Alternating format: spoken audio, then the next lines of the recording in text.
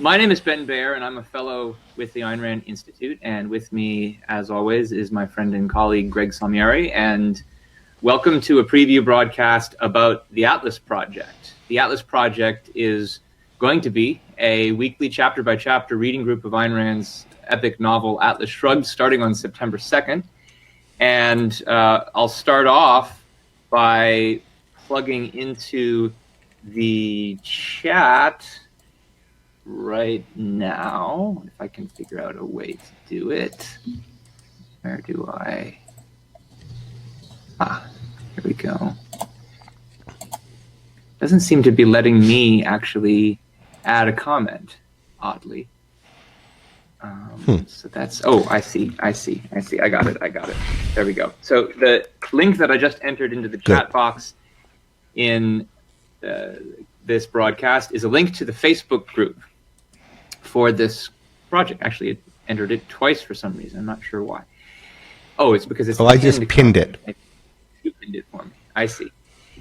If you go to this group and join this group, you'll be able to not only watch these broadcasts, but participate in ongoing discussion about this book. And that is a big part of what the project is. Ongoing discussion about discussion chapters that we're going to be posting, and then more information on how to participate in maybe local versions of this. But I think I've said enough already, Greg, to get things going. You wanted to say more on the matter of how... Yeah, we might just say, for anyone who's not seen one of these previous preview broadcasts, that the Atlas Project is an 8-month-long, week-by-week extended discussion of Atlas Shrugged. We're going to be reading it at a chapter a week and discussing it. There's a Facebook Live group where people will be having ongoing, or rather a Facebook group, which Ben just posted a link to, where there'll be ongoing discussion. And then once a week or so, Ben and I are going to go live in this format. Our first session is going to be on September 2nd. And this is a preview section where we're testing out our technology and making sure the system works. But we also want to take this opportunity to talk to you a little bit about what I'm calling the spirit of the project. It's going to be some ground rules, but also the kind of ideas that are behind those ground rules, why we are thinking of the project the way we're thinking of it, what our goals for it are. Pooja asks, will these videos be uploaded to YouTube? They will be, but not live. So we'll be live only on Facebook, and then after it's completed, they'll go up on YouTube probably the next day or so. So Ben posted a link to the Atlas Project group. We also had some other links we wanted to give people. Ben, do you have them where you can post them? There's an email list that you can get on, and if you join that email list, you'll get the discussion questions emailed to you weekly, as well as getting them through the Facebook notifications. And also, are we giving away books today, Ben? Mm-hmm. Yep. So it's the first, how many students only who sign up there? 5 students. Get a book? Okay. First five students who... of the less beaten up than this one, of the mass market paperback edition of Atlas Shrugged. And so if you go to that link, it's the same one that you use to sign up for the email list, and enter your mailing address and tell us what school you're at. We will send you a copy if you are a student, and if you're one of the first 5 people to do this. Good. All right. And also I think we have a list of local groups. There are some people starting up local groups on to read along with the project. I live in Jersey City, and Ben in New Orleans. So I'm going to be doing meetings in New York and sometimes in Jersey City, where I'm going to be, when we actually get started from September 2nd, and then on subsequent Tuesdays, I'll be doing this with a group of people live. We'll be discussing whatever chapter we're on in New York, and Ben will be linked in remotely with a group of people in New Orleans. And there are other cities where people are thinking of getting together groups, either to watch the broadcast live or to discuss the novel, sometimes weekly at a different time than our broadcast, or some of them are thinking of meeting, at different intervals, maybe just a few times during the course of the project, to discuss a bunch of chapters at once. So there's a list, Ben's just put it up, of regional groups, and you should look there if you're interested, see if there's something going on in your region. If there's not, maybe you can start something, if that's something you're interested in. Okay, so we said we wanted to talk a little bit about the spirit of the project. This is the kind of thing we do if this were a university class. And this isn't a class, but Ben and I are both teachers, and we're coming around to thinking about how to do this from thinking about how we taught Atlas when we taught it in universities. So Ben, do you want to start out talking about the mystery element of the novel, which is how you began your class at Notre Dame, at Loyola? If you would put up the picture of the back of the book, I can do that. So since we are giving out free copies of this mass market paperback edition, I thought we could start by taking note of something that appears on the back of it, which I always found rather intriguing. Greg's got a image of this that's going to go live in a second. There it is. Good. And I have highlighted the relevant parts. So it's a story of a man who said he would stop the motor of the world. Leave that aside for a moment. But then especially, it's a mystery story, not about the murder of a man's body, but about the murder and rebirth of man's spirit. And I just want to say a little bit tonight about the mystery aspect. Now, I can't say too much about it because that would be to give away a big chunk of the mystery. But what does it mean to have a story about the murder of man's spirit? It's a very abstract sounding claim, and part of what makes Atlas Shrugged an interesting story is, I think, this mystery aspect, but it's certainly nothing like the ordinary mystery story detective fiction that you're used to. To flesh this out just a little bit in a way that will give us just a little bit of the flavor of what we're going to encounter in the very first chapter of the book, and then subsequently throughout the whole novel, I thought that I would start by sharing just a tiny little excerpt from the book itself, not just the back of the cover. And this is from the first chapter, and it's from the perspective of the first character that you meet when you're reading the first chapter, who's Eddie Willers. And so Greg has now put the slide up for this.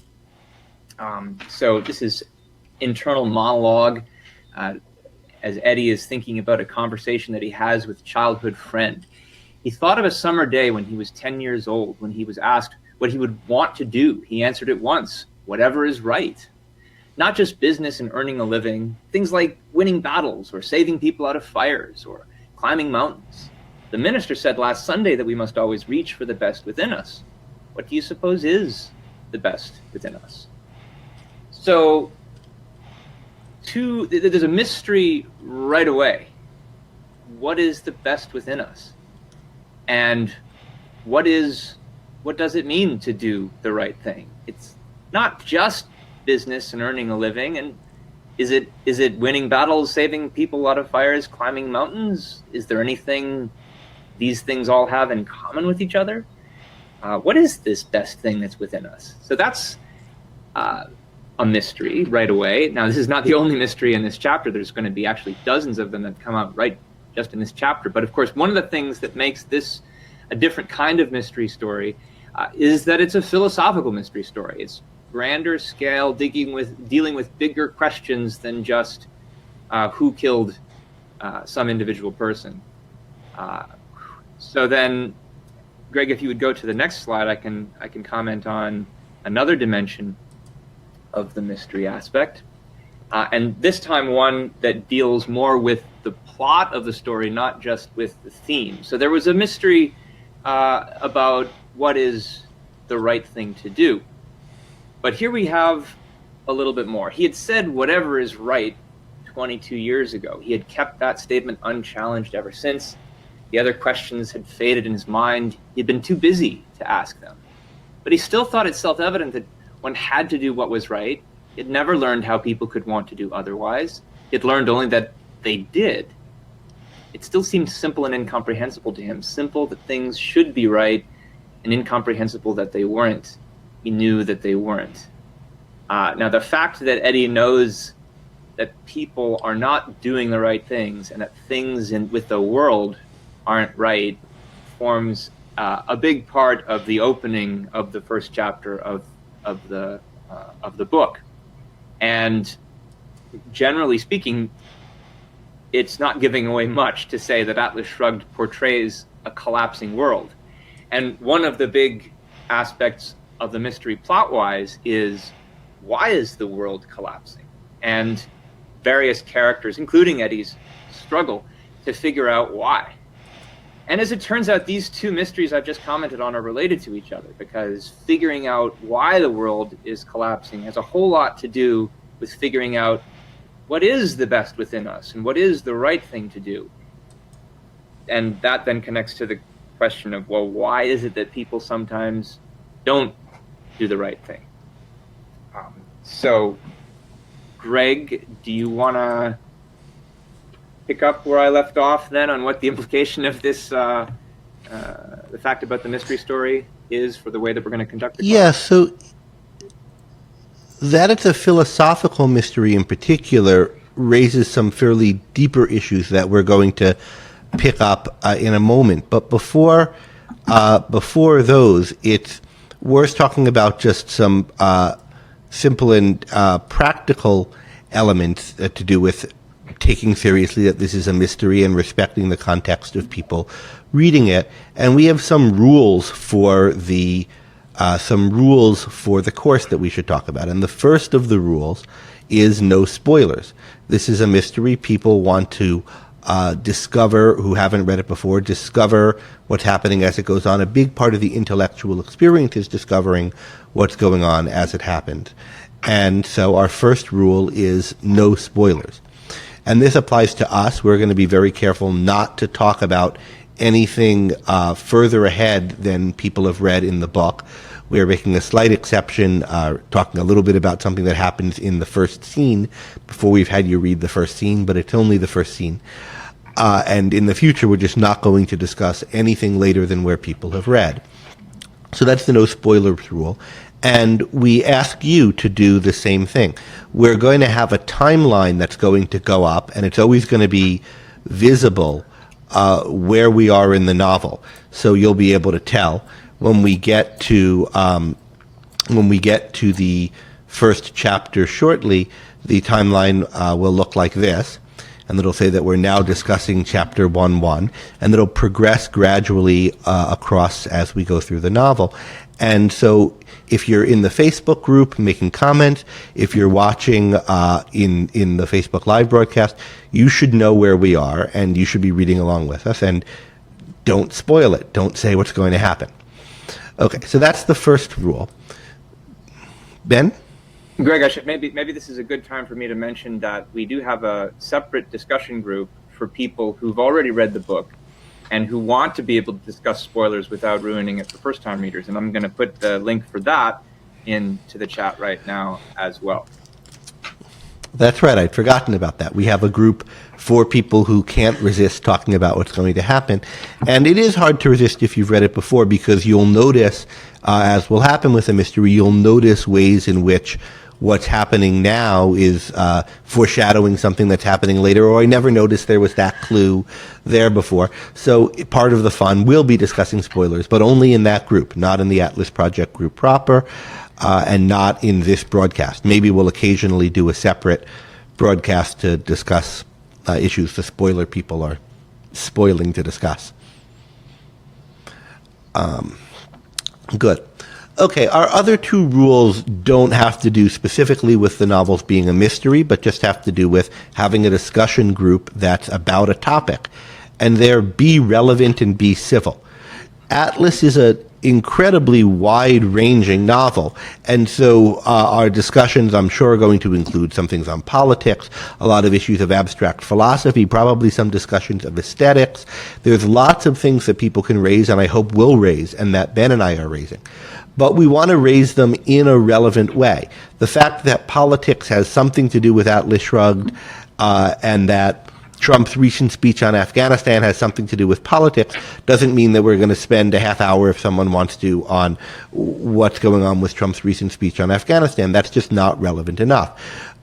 So you're going to want to connect things that you talk about current events or other or abstract issues in philosophy or whatever it may be, to specific scenes in the novel, specific questions that are arising in the novel. And so that's what the be relevant comment is about. And then be civil. Ben, you want to say anything about that one? Oh, well, I guess the way that I put it in my longer description of this rule in the on the course plan, which, by the way, I should probably share with people as well. And here that goes, is that, look, we're dealing with a complex novel here and some very complex ideas.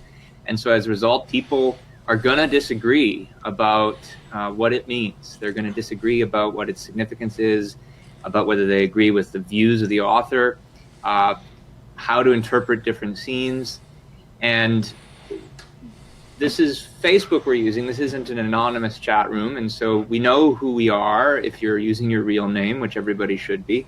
And there are real people out there. And as long as they are sticking to the rules of the group, the three that we've just talked about, that we're going to let them be in the group. And so you all are going to have to get to, you're going to have to learn to live with each other for a while. So, we're not asking you to agree with Ayn Rand's ideas. You're free to discuss reasons why you might disagree with them when it's relevant, when it's an idea that's coming up in the course of discussing a chapter.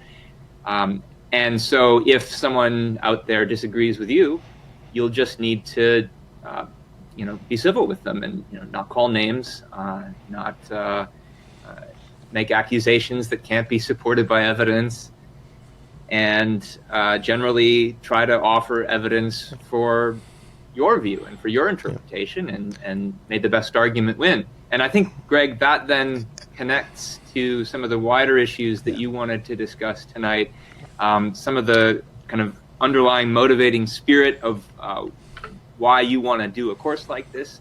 So you want to take it away from here? Yeah, so a big, let me get to a different view of us. Here we go. Yeah, so this is a novel that's a big novel of ideas. It's a novel that's controversial, that's unconventional, and those are not exactly the same thing. It's a novel that people feel very strongly about, and we want people with different opinions to be welcome here, to be discussing it. That includes different interpretations of the novel. It includes disagreeing with us, with disagreeing with one another, and this is a big part of the civility rule.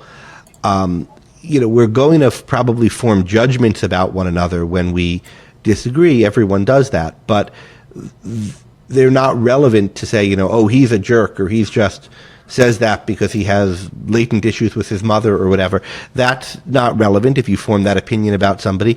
We're discussing the novel and the arguments and evidence that there is about what's going on in the novel, how we're reacting to it.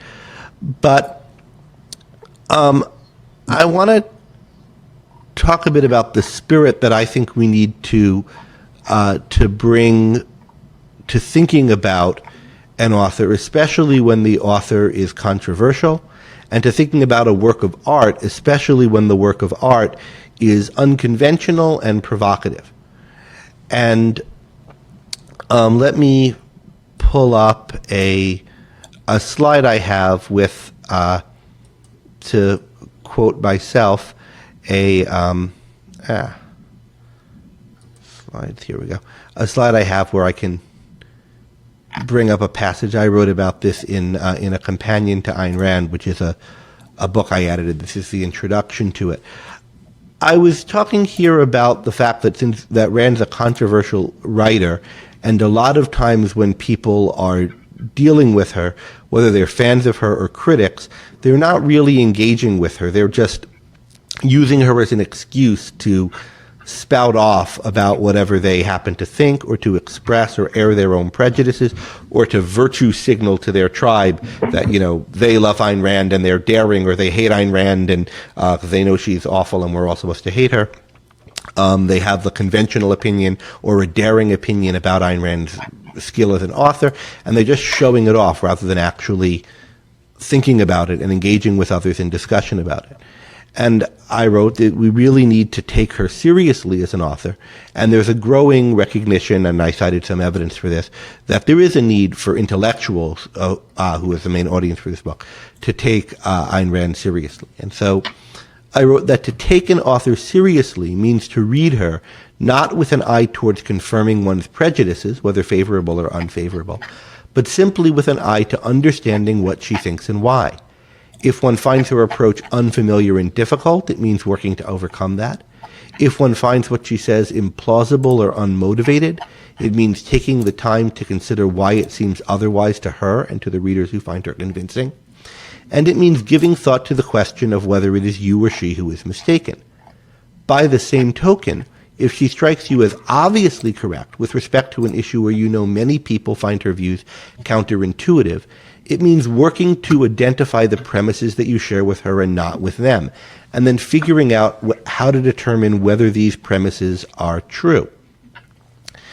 And so when I was writing this, I thought, yes, this is a really good way to put this.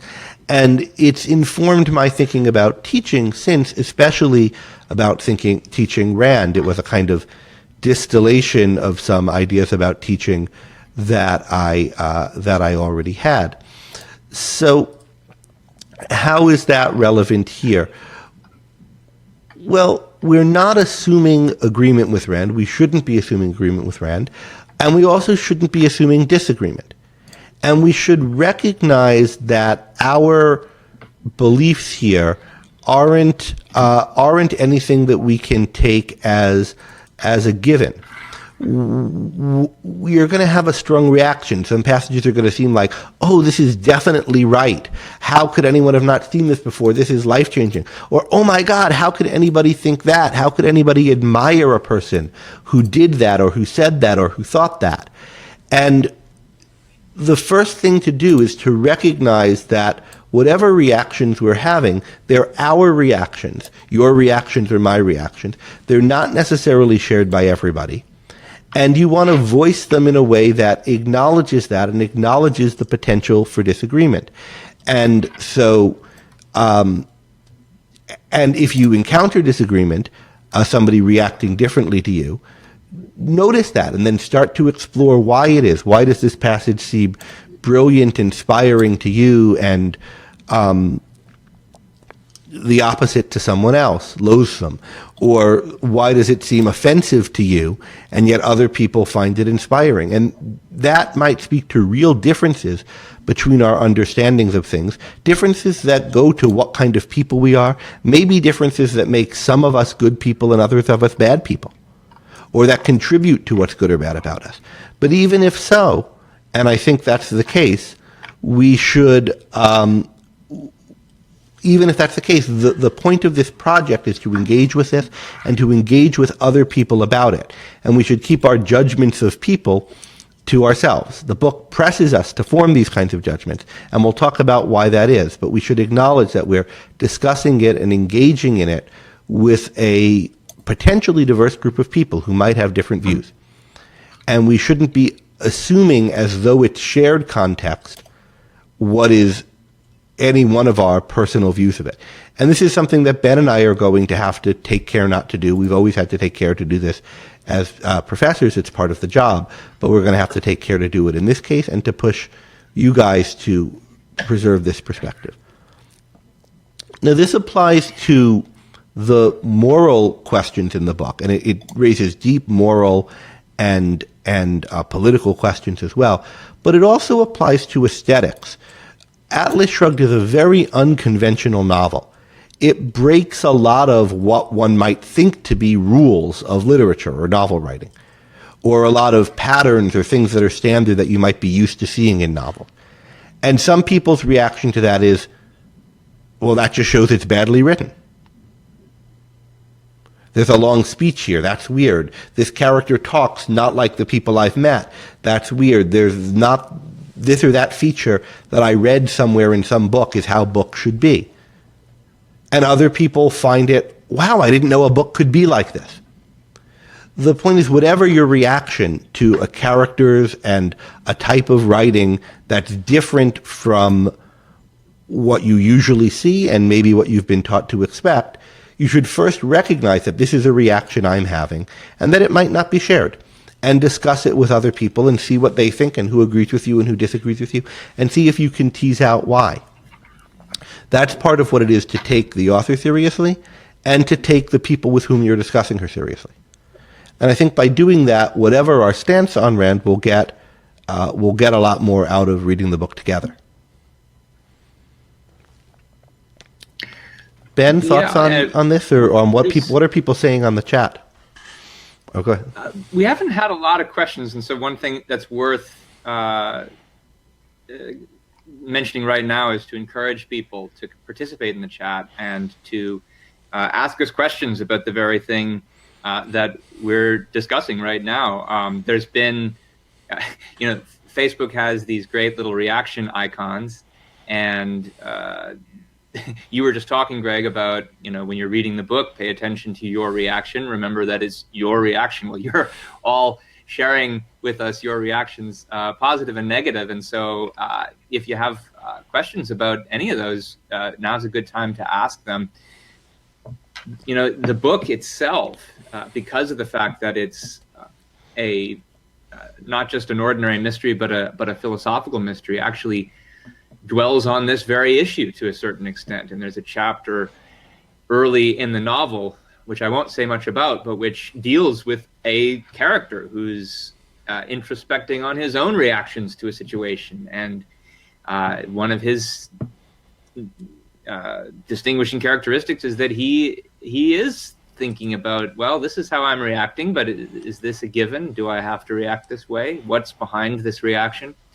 I won't say more because I want you all to find that out for yourself. But this is an issue that's, I think, especially acute for anybody who's ever had to teach this novel to a diverse group of students. And that's something that both Greg and I have done. Atlas Shrugged is a book that's been commented on relentlessly, usually when the commentator is reaching a certain audience. It's either to take pot shots against Rand because they're a critic and they know that their audience is going to welcome the pot shots, or they're a booster of Rand and they know that their audience is going to like the praise. So it's rare that you have somebody who's trying to reach an audience where it's a mixed bunch. And this is something we've had to do as teachers. I taught this course when people were getting credit for it, and people coming from all different walks of life and different political backgrounds. And I think that maybe some of my former students are in the audience today. They can comment on whether or not that worked, but I think it worked. Greg, you want to say anything? Yeah, maybe about how... when we actually run the course, right, it's going to be a different format from the two of us sitting here in our rooms. We're all going to have read a chapter together. We're going to have put out some discussion questions in advance. We're going to then be seeing what you guys have said on Facebook about it, and we're going to have a live group of students with us, or not students. See, it's the habit of thinking of this as a teacher really dies hard. But a group of readers and discussants with us, and we're going to throw out the questions to them, and likewise to people on Facebook. So it's going to be a lot more interactive than with just me and Ben, and we're going to try to see how we can do that with this technology. So with that said, let's see what some of you guys have asked. Lauren asked if this is a free group or course, and yes, it's free. It's on Facebook. You can tune in, and if you're in one of the cities where one of us is, the greater New York area, or New Orleans where Ben is, you can maybe come see at least some of the sessions in person and participate in them. And there will be other places around the country where people are getting together. Jesse asks if we think we should reserve final judgment till the end. Well, that'll be hard to do. I think one should be forming judgments as one goes. And it's not just, but, knowing that one may revise them. And that's true in life in general. It may be that once you've finished reading the novel, you love it or hate it or have some intermediate opinion of it. And then over the next year or 6 months or 10 years, you start noticing different things about the world, inspired by either something that the novel brought to your attention, or maybe some new thing that somebody in criticizing the novel brought to your attention, and the world looks a bit differently to you in light of that, and you change your judgment after you finish reading. So there's never a point at which we are no longer free to change our minds as new evidence comes in. But the way I would put it is own your judgments. Know when you're making a judgment that it's your judgment, that if you're communicating the judgment to other people in part of a discussion you're having, that you're choosing to participate in this discussion for some reason. And that reason is presumably that you think you're going to get something out of exchanging ideas with these other people. It's not to kind of puff yourself up and put them down, or just announce your views and not care what their views are and so forth. And so if you decide that some of the people there are so wrong or so evil they're not worth dealing with, then you have to reconsider whether you want to deal with them. But insofar as you are discussing it with us or with the other people, you have to recognize the possibility of differences of opinion and address them in light of that, not assuming shared context that isn't shared. What I mean by that is there are certain contexts that's shared, that Atlas Shrugged is a book, that we're all reading it and so forth. That's, that's a shared context, if it is a shared context. But it's not a shared context that this scene is great or this character is horrible, unless it turns out that everyone agrees about that. Let's see what else. Pooja's asking Pooja about... has a question. So about getting triggered. I assume that this is a question about what we were discussing before about noticing how you react, and that these are your reactions. And so how do you handle this? I mean, you've kind of been commenting on this all along. How do you handle this better? And your advice is to, remember, it's your disagreement, your judgment.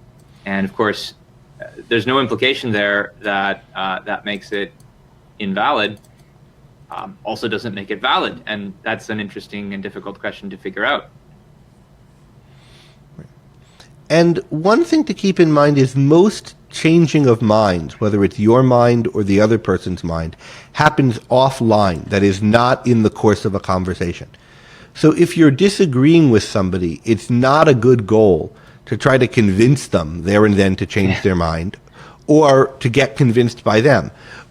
And if you see that they're trying to convince you of something now and are not satisfied unless you change your mind, or you're finding yourself that you're in that kind of a mindset, you can step back and just remember that minds change over time as people integrate new data and new evidence, and that's a process that takes time.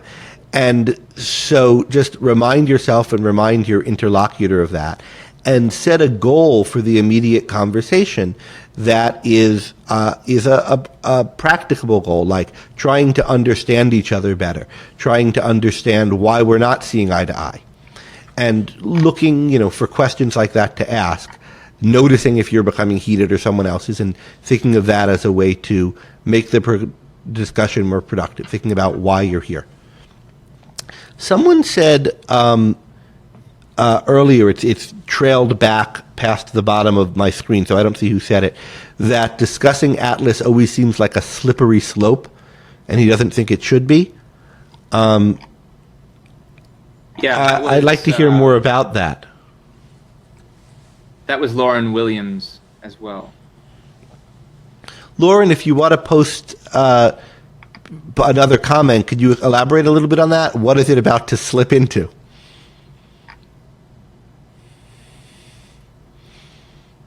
Or maybe Ben, do you have any thoughts on this?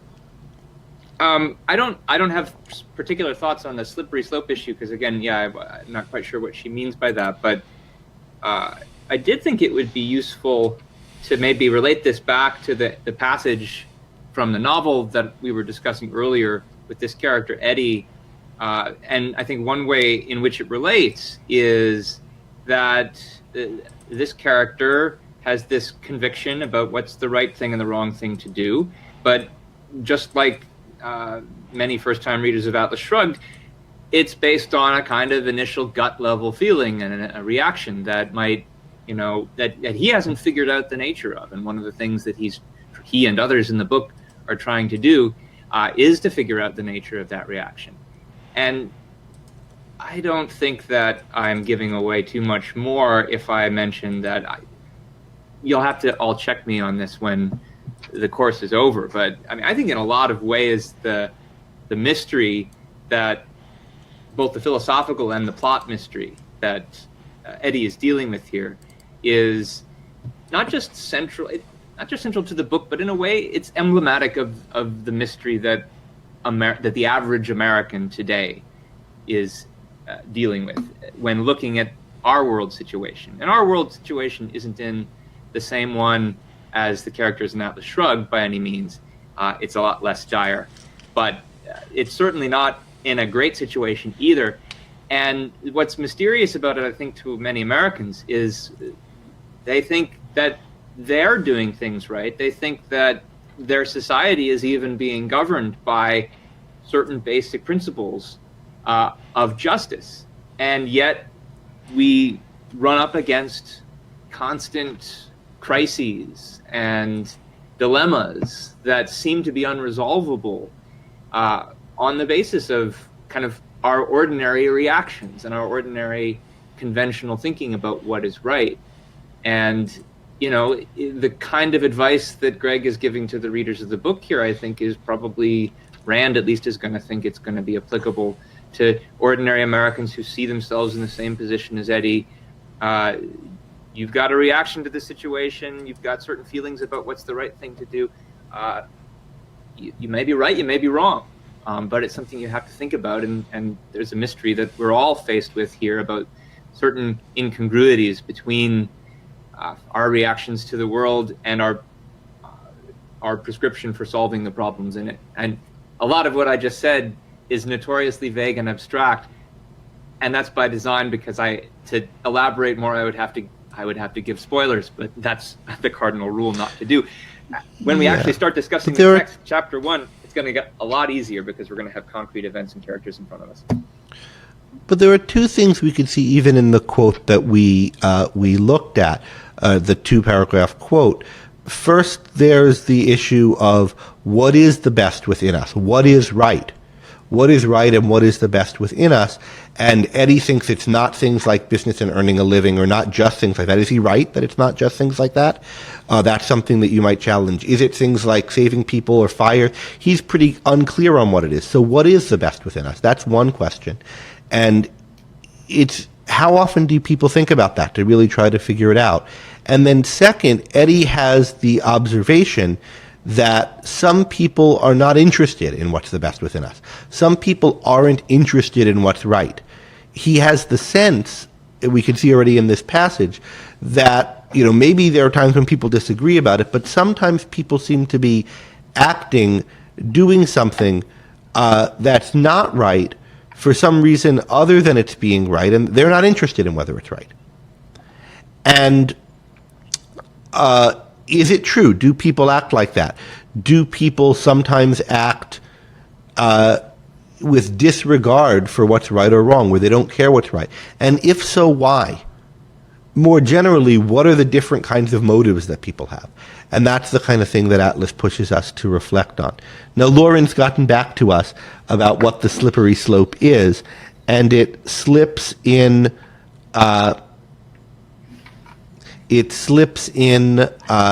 to discussion between conservatives and liberals. She says to a debate between conservative versus liberals for obvious reasons. It is true that Rand has more fans, I think, among conservatives than liberals, although I don't think she is a conservative. She didn't think of herself as one. And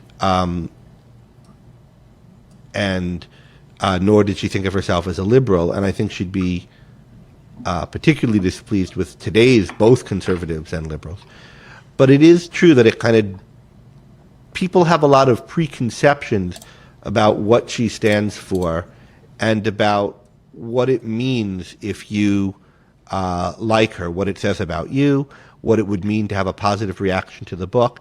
And so in that sense, it can slip into that. And I think there one has to monitor, are we having a discussion about this woman and her book as like a cultural status symbol and an icon where I associate liking her with this, and this guy says he likes her, so I'm going to assume he's that? Or are we having a real straight conversation with one another about a book that one of us has read and have whatever reaction to he or she's had to it? And I think we can make an effort to be in the latter category within this project. We're all just reading this book for whatever reason we are, and we're sharing our reactions and asking questions and trying to think it through. And if someone else says, what, you're in some project to read Atlas Shrugged, doesn't that mean you're heartless and you want to cut grandma's welfare and shove her off a cliff or something? I think you could say, just look, I read this book, I like this passage, I don't like that passage, I'm talking about it with some other people, here's what it's got me thinking about. Let's just talk about this like two people. Why does it have to be let's not make it a political cause when in context where it doesn't have to be. And if what we find is that we're motivated to certain political conclusions or actions because of what we like or dislike about the book, then so be it. But it doesn't have to slip down that slope. We can deliberately go down it or not. And Oren makes a point here in the comments section. Oren makes a point in the comments section about how people tend to judge the book and judge Rand based on, I think what she's saying is people who are associated with the book, fans of the book who've maybe made a name for themselves on other matters, and word gets out that they happen to like the book. I think that's true, Oren, though at the same time I think it's also often very one-sided reporting. There are, like, for example, certain political characters who are sometimes rumored to have liked the book, but you don't get the reports often about how there are people on the other side of the political spectrum who like the book too. And so it's not easily reducible to a partisan political viewpoint. And this is probably going to be one of the things that we stress throughout the course, how it's not obviously liberal, it's not obviously conservative, it's something else. And it's not even obviously a book about politics. So there's certainly political things that happen in the book, and but it's not obviously libertarian. That too. There's a lot more that's going on besides the various political struggles and dramas. There's a lot of psychological drama, and at the bottom, it's a philosophical drama. Someone asked, I lost it, if we're getting ahead of ourselves by talking about this scene with Eddie or giving spoilers. It's the very first scene in the novel. It is true, as you say, that there's some material on, more material on his and some of the other characters' childhood that come as flashbacks later. But this is, the novel opens up with this character, Eddie, walking somewhere, and we get the narration of his thoughts as he walks, and the passage we shared was from that. Pooja asks if we can publish the questions for Chapter 1 earlier than 1 week. We've worked out when we're going to publish them, Ben, right? Is it the 29th that we're publishing them? I believe it's the 28th. The 28th, which is actually pretty close since we're having our first session on the 2nd. How many days does that give people? It's less than a week. She's right that it's less than a week. I mean, if we get them done earlier than that, there's no reason we can't release them earlier, but we have to get them done first, and we haven't yet, so we'll see what happens. Yeah, so we'll see if we can make it happen. There's nothing set in stone about that release date. That's true. Okay, so we'll try to get them out for you, Pooja, a little bit early. Where are we for time? We've been on for 45 minutes. I think my last question. Lauren has another question. Yeah. She says, what makes Atlas Shrugged a more notable discussion compared to The Fountainhead? Curious on your thoughts about the two. Ben, you want to field this one?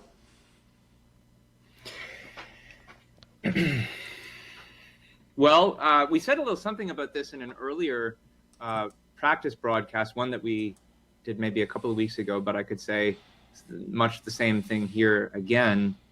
I don't know that it's a more notable I'm not quite sure what you mean by more notable discussion, but is Atlas Shrugged a more notable book? In certain ways, you could argue that it is. It's certainly a very different kind of book. It's a very different genre. Something like The Fountainhead, which she wrote in the 30s, is set in a definite historical period. In certain ways, I think it's more naturalistic. It bears some of the influence of one of Ayn Rand's favorite naturalistic writers, Sinclair Lewis. It's got the same style in certain ways, I think, a certain kind of sense of humor. Atlas Shrugged is very different. It is not set in a definite historical period. It's set 10 years in the future from when Ayn Rand is writing it, in a world that never really happened. And it has a fantasy element to it in regards to what is possible. Not just in regards to the technology of the day, but even the way that the society functions and the way any society really could function in light of the kinds of interactions that she portrays. So it's a really unique creation of a literary genre that really never previously existed. And that certainly has implications for how the discussion of the book is going to go down, because unlike, say, the Fountainhead, you're not going to be able to ask questions about, well, how realistic of a portrayal of this was, was this a realistic portrayal of the 20s and 30s in America and the economic, political structure? You can't do that because she's portraying a world that didn't ever exist, and in some sense couldn't exist, though in other senses it could. So we're going to have to come up with different dimensions of evaluation here. It's a much more abstract novel, and it takes certain observations that she made of the real world, polishes them to an extremely fine degree of precision, and then builds a new world out of them. And we're going to have to think about, well, has she succeeded in identifying some relevant aspects of reality, even if not tied down to a particular period?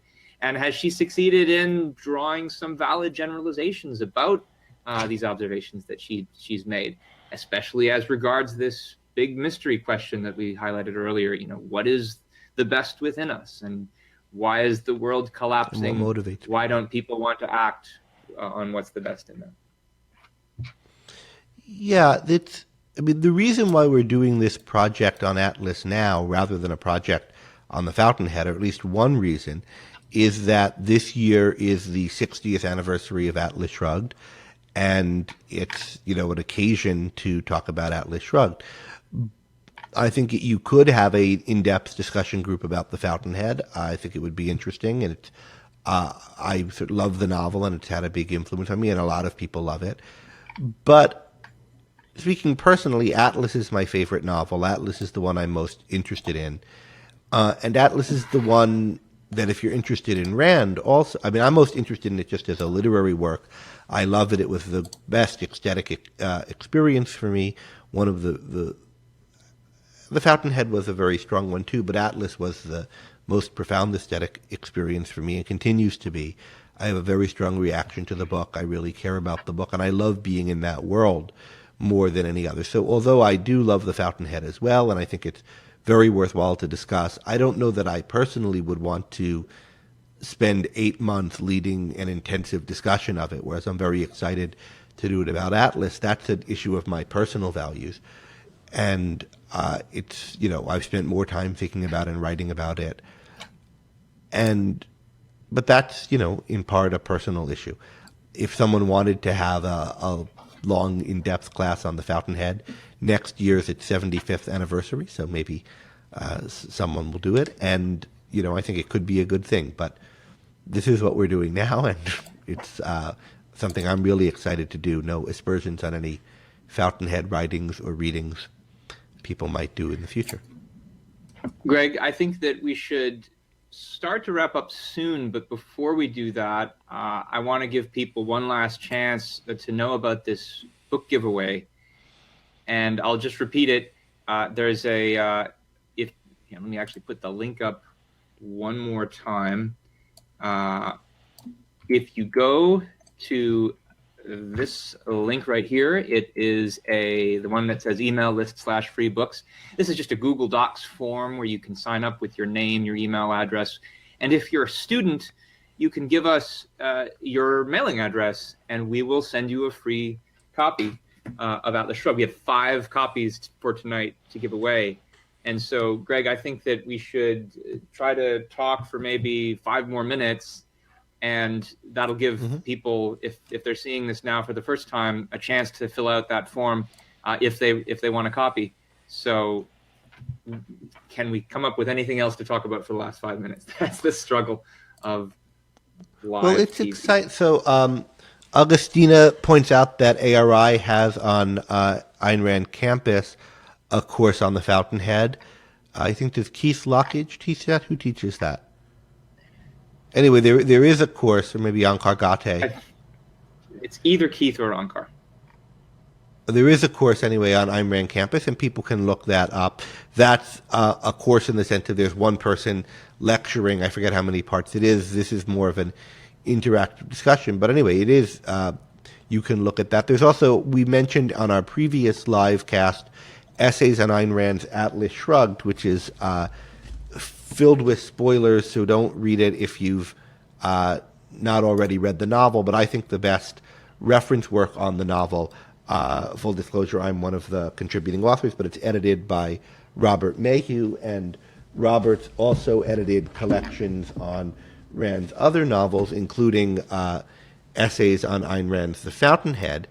And this is a really, really fantastic book. Ben, you have an essay in here. And also some of our other friends, Ankar Gate does, and a number of other people.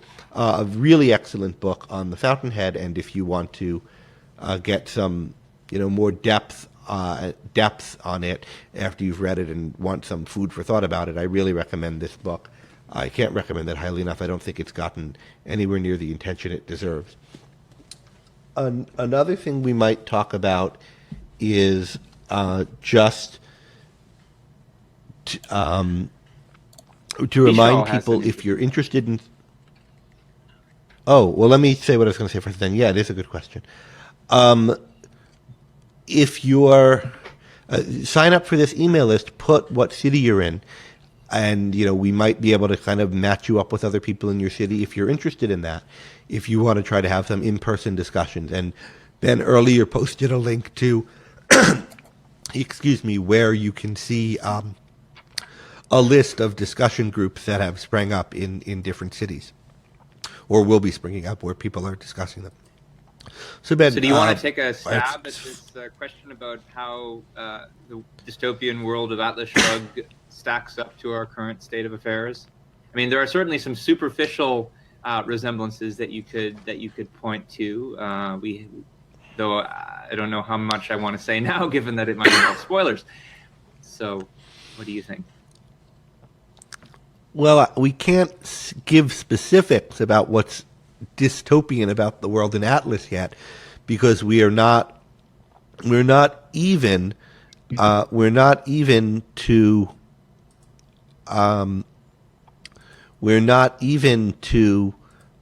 this point in our timeline, which is where we'll be when we start discussing it next week in chapter 1.1. We are all the way at the beginning, and we know nothing about it officially, other than this business of this, nothing that we're free to discuss with the other people in the group, other than this business of Eddie Willers has a walk and has some interesting reflections on it. So I'll just say we're living in some really interesting times.